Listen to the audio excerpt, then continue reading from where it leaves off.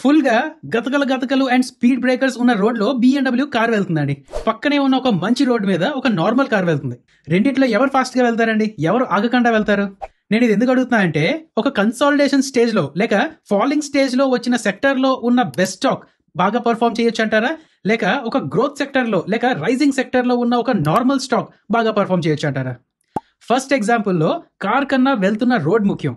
అలాగే second ఎగ్జాంపుల్లో stock ని pick చేయడం కన్నా సెక్టర్ ని ముందు సెలెక్ట్ చేసుకోవడం చాలా ముఖ్యం. ఒప్పుకుంటారా లేదా?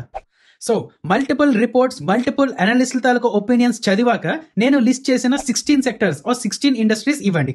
Wealth management and capital market, semi conductors, jewellery, value retail, hospitals, transmission and distribution, data centres, auto ancillaries and alcohol, coworking spaces, aviation, CDMO, capital goods, defence, housing finance, lab grown diamonds and gold NBFC.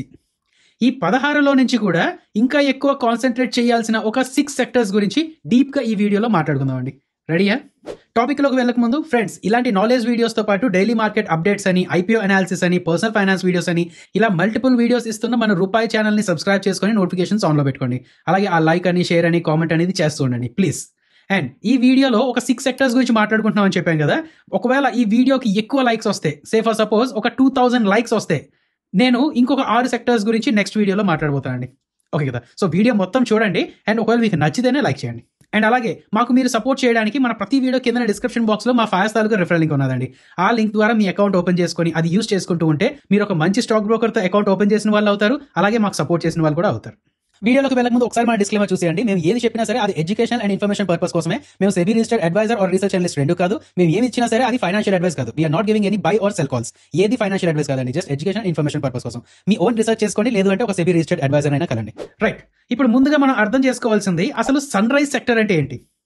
Sun rise sector గురించి simple గా చెప్పాలంటే, ఇప్పుడే పెరగడం మొదలుపెట్టి భవిష్యత్తులో చాలా పెద్దగా ఎదగడానికి పొటెన్షియల్ ఉన్న సెక్టర్ ఆర్ ఇండస్ట్రీ అనమాట. ఎగ్జాంపుల్ కి ఒక 20 years ముందు IT సర్వీసెస్ ఇండియాలో ఒక సన్ రైజ్ సెక్టర్ లాంటిది. ఇన్ఫోసిస్ అని, విప్రో అని, TCS అని, అవి ఇప్పుడు వరకు ఎలా పెరిగాయి మీరు చూశారు కదా. అయితే ఇప్పుడు ఆ ఇండస్ట్రీ ఒక మెచ్యూర్డ్ ఇండస్ట్రీ అయిపోయిందండి. అంటే అప్పుడు వచ్చినంత గ్రోత్ ఇప్పుడు రావడం కష్టం. సో అప్పట్లో IT ఒక సన్ రైజ్ సెక్టర్ ఎలాగో, ఈ రోజుల్లో కూడా అలాంటి సన్ రైజ్ సెక్టర్స్ ఎవరు, రేపటి లీడర్స్ అవ్వగలిగే సెక్టర్స్ ఏంటి అనేది మీరు అనాలిసిస్ చేయాలి. అవునంటారా కదంటారా? సో ఈ వీడియోలో నేను పిక్ చేసిన సెక్టర్స్ ని నేను సన్ రైజ్ సెక్టర్స్ అని ఎందుకు అంటున్నాను, వాటి గ్రోత్ కి కారణాలేంటి, అందులో ఉన్న రిస్క్ ఏంటి, వచ్చే 5 years 10 years వరకు ఏం ఎక్స్పెక్ట్ చేయొచ్చు అనేది చెప్పుకుందాం. అలాగే ఆ సెక్టర్స్ కి లింక్ అయిన కొన్ని స్టాక్స్ అని, మ్యూచువల్ ఫండ్స్ అని, ఇంకా ETFs అని ఎగ్జాంపుల్ కూడా షేర్ చేస్తానండి. First, semiconductors, India's next big bet. ఇప్పుడు చెప్పుకోబోయే సెక్టర్స్ లో పూర్తిగా కొత్త సెక్టర్ అన్నప్పుడు కొంచెం ఎక్కువ అనాలిసిస్ చేసి కొంచెం ఎక్కువ డీప్ గా చెప్తుంటూ ఉంటాను మీకు అలవాటు అవ్వడానికి. అండ్ ఒకవేళ మనకి నార్మల్ గా పరిచయమైన సెక్టరే అనిపించినప్పుడు ఫాస్ట్ గా తెలిసేద్దామండి. సో ఈ సెమీ కండక్టర్స్ గురించి కొంచెం ఎక్కువ టైం తీసుకుందాం. ఫ్రెండ్స్, మనం చుట్టూ చూసే ప్రతి దాన్ని పవర్ చేసే చిన్న చిన్న చిప్స్ అండి ఈ సెమీ కండక్టర్స్. మీరు ఈ వీడియో చూస్తున్న ఫోన్ అని, మీ ఇంట్లో ఉన్న వాషింగ్ మెషిన్ అని, మీ కార్ నావిగేషన్ సిస్టమ్ అని, మీ ఇంకా చెప్పాలంటే డిఫెన్స్ ఎక్విప్మెంట్ కూడా, వీటన్నిటికీ చిప్స్ అనేది అవసరం. ప్రస్తుతానికి మన ఇండియా సుమారు 90% సెమీ కండక్టర్స్ ని ఇంపోర్ట్ చేసుకుంటుంది. ఎప్పుడైనా గ్లోబల్ గా షార్టేజ్ వస్తే, ఫర్ ఎగ్జాంపుల్ కోవిడ్ సమయంలో చూసినట్టయితే మన ఆటోమొబైల్ కంపెనీస్ అని, స్మార్ట్ ఫోన్ మేకర్స్ అని అండ్ ఎలక్ట్రానిక్ షాప్స్ కూడా చాలా ప్రాబ్లం ఫేస్ చేశాయి కదండి. ఇది మనం ఇతర దేశాల పైన, ముఖ్యంగా చైనా అండ్ తైవాన్ పైన ఎక్కువగా డిపెండ్ అవ్వడం వల్ల వచ్చిన ప్రాబ్లం అండి. రైట్, ఇప్పుడు గుడ్ న్యూస్ ఏంటంటే చిప్ మేకర్స్ ని అట్రాక్ట్ చేయడానికి గవర్నమెంట్ బిలియన్స్ ఆఫ్ డాలర్స్ విలువైన స్పెషల్ స్కీమ్స్ అని మరియు సబ్సిడీస్ అని ప్రకటించిందండి. మైక్రాన్ అనే కంపెనీ గుజరాత్ లో ఒక సెమీ కండక్టర్ ప్లాంట్ పెట్టడానికి ఆల్రెడీ కమిట్ అయింది. CG పవర్ అని వాళ్ళ కొత్త ప్యాకేజింగ్ అండ్ టెస్టింగ్ ప్రాజెక్ట్ తో రెడీ అయింది. డిక్సాన్ టెక్నాలజీస్, మాస్ చిప్ మరియు చిప్ డిజైన్ లో టాటా ఎలక్సీ లాంటి కంపెనీస్ కూడా ఎమర్జింగ్ స్టోరీస్ లో భాగం అవ్వాలని ట్రై చేస్తున్నాయండి. ఇప్పుడు వరకు కొంచెం బేసిక్ గా చెప్పుకున్నాం, ఇంకొంచెం డెప్త్ లో చెప్పుకుందాం. ఇప్పుడు అనలిస్ట్లు అయినా లేక బిగ్ ఇన్వెస్టర్స్ అయినా ఎక్స్పెక్ట్ చేస్తున్న డెవలప్మెంట్స్ ఏంటనేది చూద్దామండి. First, ISM 2.0. Indian government ISM అంటే ఇండియా సెమీ కండక్టర్ మిషన్ అనేది స్టార్ట్ చేసింది. దాన్ని ఫాలో అప్ గా ISM 2.0 ని ప్రిపేర్ చేస్తుంది. రిపోర్ట్స్ ప్రకారం ఏంటంటే గవర్నమెంట్ ఈ ఫుల్ చిప్ వాల్యూ చైన్ లో ఇన్సెంటివ్స్ ని బాగా ఎక్స్పాండ్ చేద్దామని సుమారు $20 billion రేంజ్ లో సపోర్ట్ ఇవ్వడానికి కన్సిడర్ చేస్తుంది అనేది ఒక న్యూస్ అండి. Next, physical support. మన India already electronics and chips కోసం పెద్ద PLIs అని, ఫిజికల్ సపోర్ట్ ప్యాకేజెస్ అని అనౌన్స్ చేసింది. ఇప్పుడు గవర్నమెంట్ తాలూకా ప్రెస్ నోట్స్ ప్రకారం ఏంటంటే డొమెస్టిక్ కెపాసిటీ బిల్డ్ చేయడానికి ISM ద్వారా చాలా అంటే మల్టీ 1000 crore తాలూకా ఫిజికల్ పుష్ ఇవ్వాలి అని ప్లాన్ చేస్తున్నారంట. Next, market growth. Market size estimates లో కొంచెం తేడాలు ఉన్నా చాలా reports India semiconductor ecosystem కి డబుల్ డిజిట్ గ్రోత్ పొటెన్షియల్ ఉన్నది అని చెప్తున్నాయి. సో మనం ఫ్యూచర్ లో ఏం ఎక్స్పెక్ట్ చేయొచ్చండి? వచ్చే 5 years లో మనం మొదటి లార్జ్ స్కేల్ చిప్ ప్యాకేజింగ్ అని టెస్టింగ్ ఫెసిలిటీస్ అనేవి స్టార్ట్ అవ్వడం చూడవచ్చు మనం. దీనివల్ల ఏంటంటే కొన్ని ఇంపోర్ట్స్ తగ్గుతాయి, ఇంకా హై స్కిల్ జాబ్స్ అనేవి క్రియేట్ అవుతూ ఉంటాయి. అండ్ వచ్చే 10 years లో ఏం జరగచ్చు అంటే ఇండియాలో మొదటి full scale fabrication unit start అవ్వచ్చు. వీటినే ఫ్యాబ్స్ అని కూడా అంటుంటారు అనమాట. ఈవీస్ అని, కన్జ్యూమర్ ఎలక్ట్రానిక్స్ అని మరియు డిఫెన్స్ లాంటి ఇండస్ట్రీస్ కోసం చిప్స్ మనమే ప్రొడ్యూస్ చేసుకోవచ్చు. అలా జరిగితే నిజంగా ఒక గేమ్ చేంజరే అవుతుందండి. 1990s లో ఐటీ సర్వీసెస్ ఇండియాని ఎలా ట్రాన్స్ఫార్మ్ చేశాయో ఇప్పుడు సెమీ కండక్టర్ బిజినెస్ కూడా అలాగే ట్రాన్స్ఫార్మ్ చేసే సత్తా ఉంది. కానీ మనం రిస్క్ కూడా గుర్తుపెట్టుకోవాలి కదా. ఒక సెమీ కండక్టర్ ఫ్యాక్టరీని కట్టాలి అనేది చాలా ఖర్చుతో కూడుకుంది. బిలియన్స్ ఆఫ్ డాలర్స్ అవసరం. అఫ్ కోర్స్ గవర్నమెంట్ ఇస్తానంటుంది, బట్ అది ఎలా ఇస్తుంటుంది, స్పీడ్ ఏంటి, అండ్ అది తీసుకున్న తర్వాత కూడా ఎలా ఖర్చు పెడుతుంటారు, ఎగ్జిక్యూట్ ఎలా చేస్తుంటారు అనేది చూస్తూ ఉండాలి. నెక్స్ట్, దీనికి అడ్వాన్స్ టెక్నాలజీ మరియు హై స్కిల్డ్ ఇంజనీర్స్ కూడా కావాలండి. నాకైతే నమ్మకమే, ఇండియన్ యూత్ మీద అయితే నమ్మకమే, కంపల్సరీగా దాన్ని అడాప్ట్ అయితే చేసుకుంటారు. బట్ ఇది కూడా చిన్న రిస్క్ టైప్ అనమాట. అయితే ఈ సెమీ కండక్టర్ సెక్టార్లో ఇన్వెస్ట్ చేసుకోవాలంటే మీరు గుర్తుపెట్టుకోవాల్సిన విషయం ఒకటి ఏంటంటే క్విక్ ప్రాఫిట్స్ గురించి కాదు. ఇది ఒక long term sunrise sector. ఇది పూర్తిగా ప్లేఅవుట్ అవ్వడానికి maybe 5 years, 10 years, in fact 20 years కూడా టైం పట్టొచ్చేమో. నౌ డిఫరెంట్ అవెన్యూస్ ఏమున్నాయని చూస్తే స్టాక్స్ ఆల్రెడీ మనం డిస్కస్ చేసుకున్నాం. నౌ మ్యూచువల్ ఫండ్స్ పరంగా ఐసిఐసిఐ ప్రుడెన్షియల్ టెక్నాలజీ ఫండ్ అని ఒకటి ఉన్నదండి. ఇలాంటి ఐటీ అని, చిప్ డిజైన్ కంపెనీస్ లో ఇండైరెక్ట్ ఎక్స్పోజర్ వస్తూ ఉన్నది దానికి. సో సమ్అప్ చేయాలి అంటే సెమీ కండక్టర్స్ అనేవి డిజిటల్ ఎకానమీకి ఒక బ్యాక్ బోన్ లాంటివి. ఈ విషయంలో ఇండియా సక్సీడ్ అయితే ఇంకొక ఐటీ రెవల్యూషన్ టైప్ అవుతుందండి. Next, data centres. దీనికోసం కూడా కొంచెం ఎక్కువ ఎక్స్ప్లెయిన్ చేసుకుందాం. మీరు నెట్ఫ్లిక్స్లో స్ట్రీమ్ చేసే ప్రతి మూవీ, గూగుల్ డ్రైవ్లో అప్లోడ్ చేసే ప్రతి ఫైల్, చాట్ జీపీటీ లాంటి టూల్స్ని అడిగే ప్రతి ఏ క్వశ్చన్, ఇవన్నీ డేటా సెంటర్స్ వల్ల జరుగుతున్నాయండి. ఒక డేటా సెంటర్ 24/7 రన్ అయ్యే పవర్ఫుల్ కంప్యూటర్స్తో నిండి ఉన్న ఒక పెద్ద వేర్ హౌస్ లాగా. అదే కదా, ఆ వేర్ హౌస్లో ఉన్న ఈ కంప్యూటర్స్ పెద్ద మొత్తంలో డిజిటల్ ఇన్ఫర్మేషన్ని స్టోర్ చేసి, ప్రాసెస్ చేసి ఇస్తూ ఉంటాయి అన్నమాట. నౌ ఇవి లేకపోతే డిజిటలైజేషన్ లేదు, అసలు క్లౌడ్ కూడా లేదు, ఓటీటీ ప్లాట్ఫామ్స్ కూడా అవ్వవు, ఏఐ లేదు, మరియు బ్యాంకింగ్ యాప్స్ కూడా అస్సలు పనిచేయవండి. అంత ఇంపార్టెంట్ అనమాట. ఇప్పుడు ఎక్సైటింగ్ పార్ట్ ఏంటంటే మన ఇండియా తాలూకా డేటా కన్జంప్షన్ అనేది ఎక్స్ప్లోడ్ అవుతుంది. మనం ప్రపంచంలోనే అత్యధికమైన మొబైల్ డేటాని వినియోగిస్తున్నామండి. ఓటీటీ ప్లాట్ఫామ్స్ అని, ఆన్లైన్ గేమింగ్ అని, డిజిటల్ పేమెంట్స్ అని, ఆర్టిఫిషియల్ ఇంటెలిజెన్స్ అని, వీటన్నిటిని మనం బాగా యూజ్ చేస్తున్నాం. వాటికి మ్యాసివ్ డేటా స్టోరేజ్ మరియు ప్రాసెసింగ్ పవర్ కావాలి కదా. సో ప్రస్తుతానికి ముంబై, చెన్నై, హైదరాబాద్ అండ్ ఢిల్లీ ఎన్సీఆర్ కొత్త డేటా సెంటర్స్కి హబ్స్గా మారుతున్నాయి. టాటా కమ్యూనికేషన్స్ అని, భారతీ ఎయిర్టెల్ తాలూకా ఎన్ఎక్స్ట్రా అని, సిఫీ టెక్నాలజీస్ అని, మరియు అదానీ ఎంటర్ప్రైజెస్ కూడా, అదానీ కోనెక్స్ ద్వారా అదానీ ఎంటర్ప్రైజెస్ కూడా ఈ డేటా సెంటర్స్ లో ఇన్వెస్ట్ చేస్తున్నారండి. And of course global players like Amazon అని, మైక్రోసాఫ్ట్ అని, గూగుల్ క్లౌడ్ అని, ఇలాంటి గ్లోబల్ ప్లేయర్స్ కూడా ఉన్నారు. వాళ్ళు కూడా మన ఇండియాలో మెగా క్యాంపసెస్ బిల్డ్ చేస్తాము అని అంటున్నారు అనమాట. సో దీని పరంగా మనం ఏం ఎక్స్పెక్ట్ చేయొచ్చు? నెక్స్ట్ 5 years లో ఇండియా డేటా సెంటర్ కెపాసిటీ 3 రెట్లు పెరగవచ్చు అని అంటున్నారు. అంటే ఇంకా పెద్ద క్యాంపసెస్ వస్తూ ఉంటాయి అనమాట. డైరెక్ట్ గా సోలార్ అండ్ విండ్ లాంటి రెన్యూవబుల్ పవర్ సోర్సెస్ కి కనెక్ట్ అయి ఉంటాయి అలాంటివన్నీ.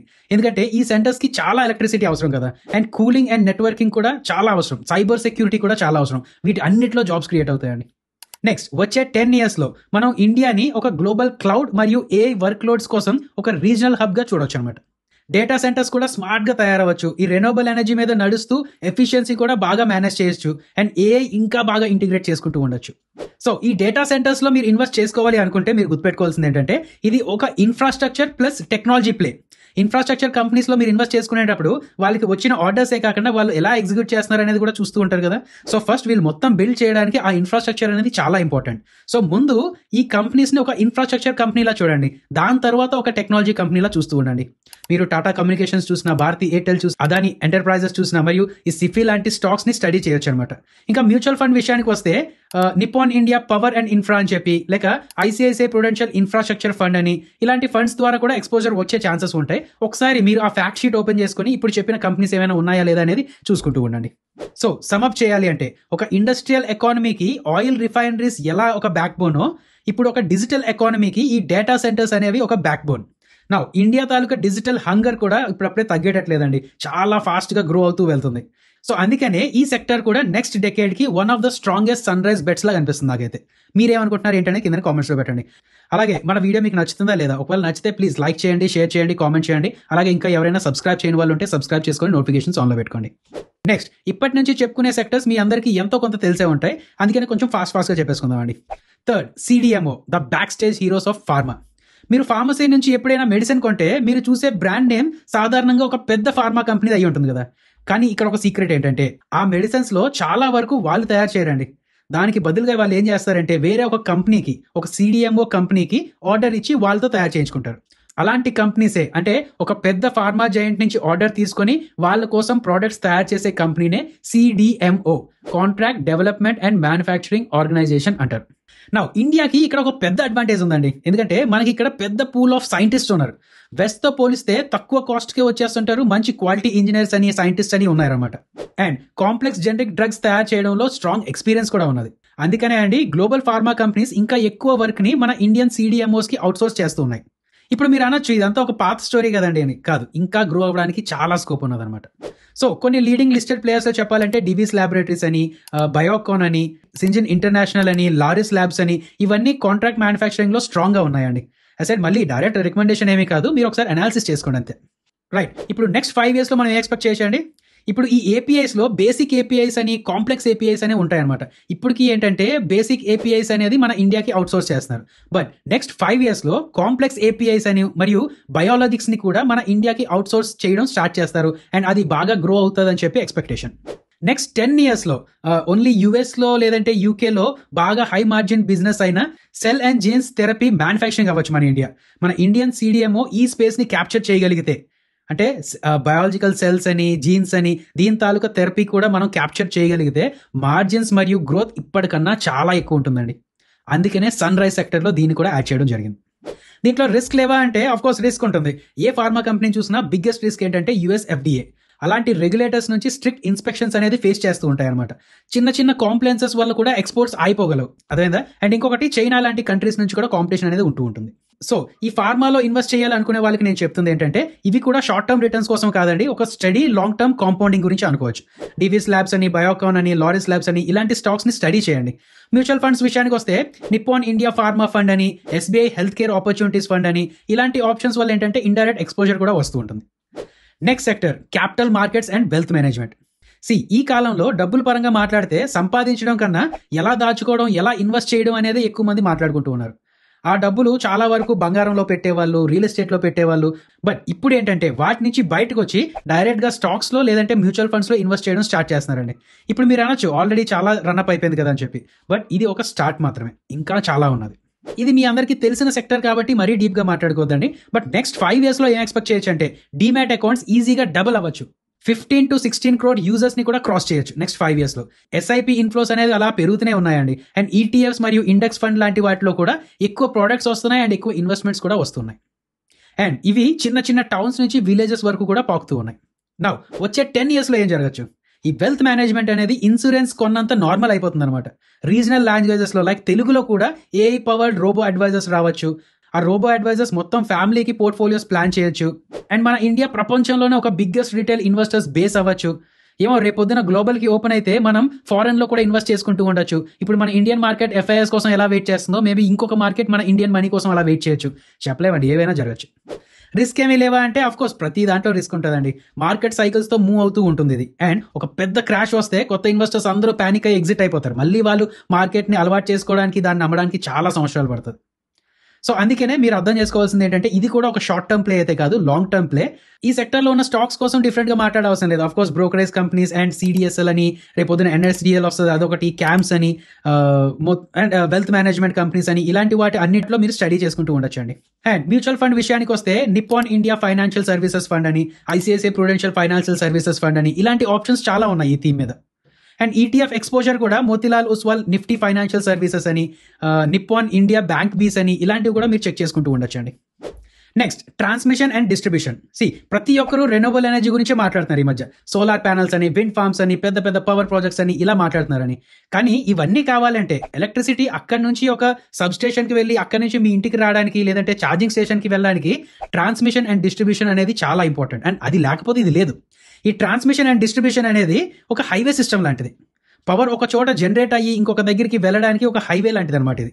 ఇండియా తాలూకా మ్యాసివ్ రెన్యూవబుల్ కెపాసిటీ టార్గెట్ మీకు తెలుసు కదండి, 2030 కల్లా ఒక 500 GW ప్లాన్ చేస్తుంది. మరి అది కావాలంటే మనకి ట్రాన్స్మిషన్ లైన్స్ అని, స్మార్ట్ మీటర్స్ అని, మోడర్న్ గ్రిడ్స్ అని, బ్యాటరీ స్టోరేజ్ సిస్టమ్స్ అని, ఇలాంటివన్నీ చాలా అవసరం. మీరు అనొచ్చు ఇప్పటికీ కొంచెం రన్అప్ అయ్యింది కదా అని చెప్పి. మళ్ళీ చెప్తున్నా అండి, ఇది ఒక స్టార్ట్ మాత్రమే. నెక్స్ట్ 5 years లో మనం ఏం ఎక్స్పెక్ట్ చేయొచ్చు అంటే ఇప్పుడు సేఫర్ సపోజ్ ఒక దగ్గర నుంచి ఒకటి వెళ్ళడానికి ఒక 132 kV లైన్ ఉందనుకోండి. బట్ అక్కడ ఇంకా ఎక్కువ పవర్ ట్రాన్స్మిట్ చేయాలి కాబట్టి ఆ 132 kV లైన్ ని తీసి 220 kV లైన్ ని అప్గ్రేడ్ చేయాల్సి వస్తుంది. అదేందా ఈ సోలార్ అండ్ విండ్ పవర్ ని స్టేట్స్ మధ్యలో డిస్ట్రిబ్యూట్ చేయడానికి, ట్రాన్స్మిట్ చేయడానికి ఇంకా ఎక్కువ హై వోల్టేజ్ ట్రాన్స్మిషన్ కార్డర్స్ కూడా బిల్డ్ చేసే ఛాన్సెస్ ఉన్నాయండి. Smart meter rollouts accelerate అవుతూ ఉంటాయి, మరియు ఈపీసీ కంపెనీస్ వాటికి కూడా మంచి మంచి కాంట్రాక్ట్స్ అనేవి వస్తూ ఉంటాయి. నెక్స్ట్ 10 years లో ఏం జరగచ్చు, ఈ ట్రాన్స్మిషన్ డిస్ట్రిబ్యూషన్ నెట్వర్క్స్ అనేది ఈవీ ఛార్జింగ్ నెట్వర్క్స్ అని, ఎనర్జీ స్టోరేజ్ సిస్టమ్స్ అని, మరియు స్మార్ట్ సిటీ ఇన్ఫ్రాస్ట్రక్చర్ అని వీటిలో డీప్ గా కనెక్ట్ అయ్యే ఛాన్సెస్ ఉంటాయి. సో ఈ సెక్టర్లో నేను అంటుంది ఏంటంటే ఒక స్టేబుల్ లాంగ్ టర్మ్ ఆపర్చునిటీస్ వచ్చే ఛాన్సెస్ చాలా ఉన్నాయండి. ఇందులో రిస్క్ లేదా అంటే ఉంటాయి. స్టేట్ ఎలక్ట్రిసిటీ బోర్డ్స్ అని, డిస్కామ్స్ అని, ఇవి చాలా సార్లు ఫైనాన్షియల్ స్ట్రెస్ ఫేస్ చేస్తూ ఉంటాయి అనమాట. అవి ఫేస్ చేస్తున్నప్పుడు ఈ ట్రాన్స్మిషన్ అండ్ డిస్ట్రిబ్యూషన్ కంపెనీస్కి పేమెంట్స్ డిలే అవుతూ ఉంటాయి. అండ్ ఒక పెద్ద ప్రాజెక్ట్ ఏమైనా తీసుకున్నా అది కూడా ఇన్ఫ్రా లాంటిదే, అది కంక్లూడ్ అవడానికి టైం పడుతూ ఉంటుంది. ఈ లోపల అక్కడి నుంచి ల్యాండ్ యూస్ ప్రాబ్లమ్ అని, లేదంటే మనీ ప్రాబ్లమ్ అని ఇలాంటివి కూడా వస్తూ ఉండొచ్చు అనమాట. అసెట్ ఇలాంటివన్నీ షార్ట్ టర్మ్లో వస్తూ ఉండొచ్చు, అందుకని ఇది కూడా ఒక లాంగ్ టర్మ్ ప్లే అండి. సో ఇన్వెస్టర్స్ కొన్ని key names like power grid corporation limited అని, ఎన్టీపీసీ అని, అదాని గ్రీన్ ఎనర్జీ సొల్యూషన్స్ అని, అదాని ఎనర్జీ సొల్యూషన్స్ అని, కల్పత్రు ప్రాజెక్ట్స్ అని, కేఈసీ ఇంటర్నేషనల్ అని, టాటా పవర్ అని, వీటిని మీరు స్టడీ చేసుకుంటూ ఉండొచ్చు. అసెట్ ఏది డైరెక్ట్ ఫైనాన్షియల్ అడ్వైస్ కాదు ఫ్రెండ్స్, గుర్తుంది కదా. ఇంకా ఫండ్స్ విషయానికి వస్తే, మ్యూచువల్ ఫండ్స్ విషయానికి వస్తే ఐసిఐసిఐ ప్రుడెన్షియల్ ఇన్ఫ్రాస్ట్రక్చర్ ఫండ్ అని, or Nippon India power and infrastructure fund అని, వీటిని మీరు స్టడీ చేయొచ్చు. ఈటీఎఫ్స్ కూడా ఉన్నాయండి, నిప్పాన్ ఇండియా ఈటీఎఫ్ ఇన్ఫ్రా బీస్ అని, ఇలాంటివి కూడా ఉంటూ ఉంటాయి అనమాట. ఇలాంటి ఇన్ఫ్రాస్ట్రక్చర్ కంపెనీస్ని మీరు ఎక్స్ప్లోర్ చేస్తూ ఉండండి. Next lab grown diamonds. ఇప్పటి వరకు ఆర్నమెంట్స్ అంటే మనకు చాలా వరకు గోల్డ్ లాంటివే, ఎందుకంటే వేసుకోవచ్చు, ఎప్పుడైనా డబ్బులు కావాల్సి వస్తే తీసుకెళ్ళి ఎవరికైనా తాకట్టు పెట్టవచ్చు అనేది. రీసేల్ వాల్యూ ఆర్ ఎల్స్ దాని తాలూకు యాక్చువల్ వాల్యూ, లేదంటే అదొక ఇన్వెస్ట్మెంట్ గా తీసుకొని వెళ్తూ ఉన్నారు. బట్ ఇన్ ఫ్యూచర్ లో ఆర్నమెంట్ అంటే ఒక ఆర్నమెంట్ లాగే చూసే రోజులు రావచ్చండి. డైమండ్ అనేది ఒక స్టేటస్ సింబల్ అయ్యే ఛాన్సెస్ ఉన్నాయి. అయితే ఆ డైమండ్ కొనాలంటే ఆస్తులు అడుగుతుంటారు వాళ్ళు. దానికి ఆల్టర్నేటివ్ గా ల్యాబ్ గ్రోన్ డైమండ్స్ అని వస్తున్నాయి కదా ఇప్పుడు. ఇవి ఫేక్ స్టోన్స్ కాదండి, ఇవి నిజంగా డైమండ్సే. హైటెక్ ల్యాబ్స్ లో తయారు చేయబడుతున్నాయి అన్నమాట. ఇవి మన ఎర్త్ లో నుంచి వచ్చే డైమండ్స్ ఎలాంటి కండిషన్స్ లో ఫార్మ్ అవుతాయో అలాంటి కండిషన్స్ నే రీక్రియేట్ చేసి ఫార్మ్ చేస్తున్నారు ఈ డైమండ్స్ ని. సో చూడడానికి పెద్ద డిఫరెన్స్ ఉండదు, అయితే వీటి కాస్ట్ నేచురల్ డైమండ్స్ కన్నా ఒక 50-60% తక్కువకే దొరికేస్తున్నాయి అనమాట. నౌ ఇది ఎందుకు ఎక్సైటింగ్ అంటున్నాను, నెక్స్ట్ జనరేషన్ ఎవరైతే ఉన్నారో, నెక్స్ట్ మిలీనియల్స్ అనుకోండి, జెన్ జెడ్ ఎవరైతే అనుకోండి, వాళ్ళు ఈ లగ్జరీలో అఫోర్డబుల్ కోరుకుంటూ ఉంటారు. ఒకవైపు లగ్జరీ వెళ్దాం అనుకుంటూ ఉంటారు, అందులో అఫోర్డబుల్ చాయిసెస్ కూడా చూస్తూ ఉంటారు. ఇన్వెస్ట్మెంట్స్ కోసం అయితే గోల్డ్ వెళ్తుంటారు, బట్ ఇన్వెస్ట్మెంట్ కాకుండా మేబీ నేను ఇంకోటి చెప్తున్నాను, ఈ ల్యాబ్ గ్రోన్ డైమండ్స్ తాలూకు రీసేల్ వాల్యూ కూడా ఫ్యూచర్లో బాగుపడచ్చు. అదేందా అఫ్ కోర్స్ మనం ఆ 16 సెక్టర్స్ లో గోల్డ్ ఎన్బిఎఫ్సిస్ కూడా ఒకటి ఉన్నాయి, జ్యువెలరీ సెక్టర్ కూడా ఒకటి ఉన్నది. బట్ వాటికన్నా నాకు ఎందుకో ఇది ఈ lab grown diamonds nascent stage లో ఉన్నది కాబట్టి ఇది ఒక సన్ రైజ్ సెక్టర్ అనుకుంటున్నాను నేను. సో నెక్స్ట్ 5 years లో ఏం జరగచ్చు, ఈ lab grown diamonds urban wedding markets లో ఇంకా కామన్ గా మారిపోవచ్చు. టైటాన్ మరియు మల్బార్ లాంటి పెద్ద జ్యువెలర్స్ యంగ్ బయర్స్ ని క్యాప్చర్ చేయడానికి డెడికేటెడ్ ల్యాబ్ గ్రోన్ డైమండ్స్ అనే లైన్స్ లాంచ్ చేయొచ్చు. ల్యాబ్ గ్రోన్ డైమండ్ అనే ఒక కొత్త స్టోరే ఓపెన్ అవ్వచ్చు.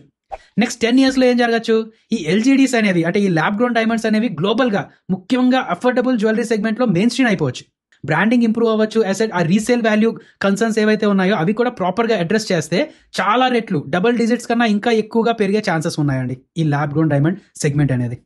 అయితే రిస్క్ లేదా అంటే ఉంటుందండి. ఇప్పుడు ఒక డైమండ్ మనం సంపాదించాలి అంటే చాలా రేర్ గా దొరుకుతూ ఉంటుంది. But lab grown diamonds maybe అందరూ ఎంటర్ అయిపోతే దీని తాలూకు సప్లై బాగా పెరిగిపోవచ్చు, ఎవరు పడితే వాళ్ళే తయారు చేసేవచ్చు.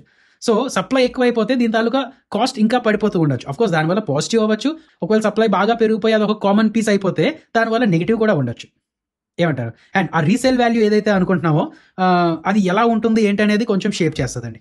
నౌ ఇన్వెస్టర్స్ ఏంటంటే ఈ మధ్య లిస్ట్ అయిన గోల్డియామ్ ఇంటర్నేషనల్ అని, అలాగే వైబల్ గ్లోబల్ అని ఇలాంటి గ్లోబల్ స్టాక్స్ ఉన్నాయి. అలాగే మన ఇండియాలో కూడా నేచురల్ డైమండ్స్ గురించి చాలా స్టాక్స్ గురించి మాట్లాడుకున్నాం, రీసెంట్గా లిస్ట్ అయిన స్టాక్స్ కూడా ఉన్నాయి అవి.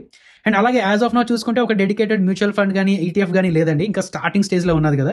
అఫ్ కోర్స్ జ్యువెలరీ రిటైలర్స్ ఉన్నారు కదా, లైక్ టైటాన్ అని, ఇలాంటి మల్బార్ అని, ఇలాంటి వాటిలో మీరు ఇన్వెస్ట్ చేసుకుంటే ఎక్కడో ఇండైరెక్ట్ ఎక్స్పోజర్ ఉండొచ్చు. బట్ ఏవైతే డెడికేటెడ్ గా వీటి మీద ఉన్నాయో, ఈ గోల్డియామ్ అని ఇలాంటి స్టాక్స్ ఏవైతే ఉన్నాయో వీటిని బాగా అనాలిసిస్ చేసుకోండి. సో ఇది ఫ్రెండ్స్, మొత్తం మీద ఒక 16 సెక్టర్స్ అనుకుంటే అందులో ఒక 6 సెక్టర్స్ ని షార్ట్ లిస్ట్ చేయడం జరిగింది.